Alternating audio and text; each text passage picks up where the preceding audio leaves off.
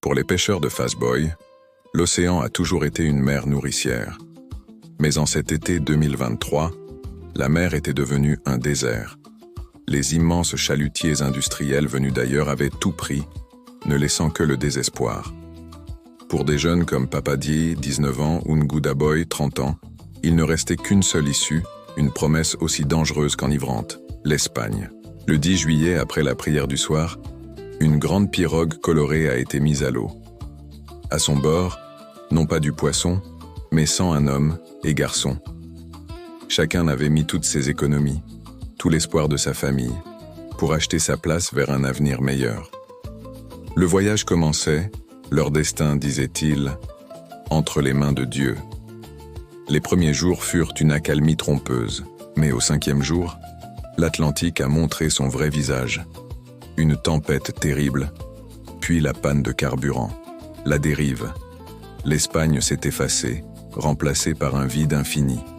C'est là qu'a commencé leur calvaire. 36 jours d'enfer. Le soleil brûlait la peau, la faim et la soif torturaient les corps. Le capitaine fut le premier à succomber. Puis d'autres, chaque jour. Des cargos géants passaient près d'eux, lumière cruelle dans la nuit.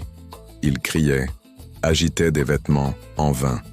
Les géants des mers poursuivaient leur route, aveugles et sourds à leur agonie.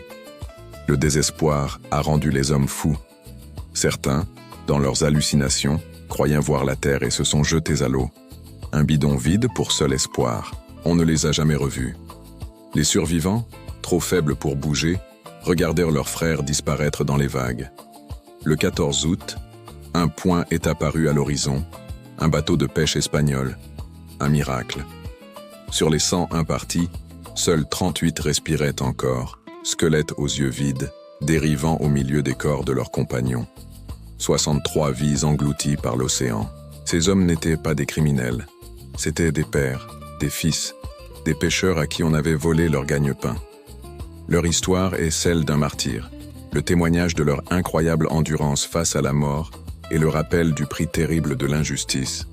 Ce sont les héros oubliés de l'océan. Merci d'avoir écouté leur histoire. Si ce récit vous a touché, abonnez-vous pour ne pas oublier et pour donner une voix à ceux qui n'en ont plus.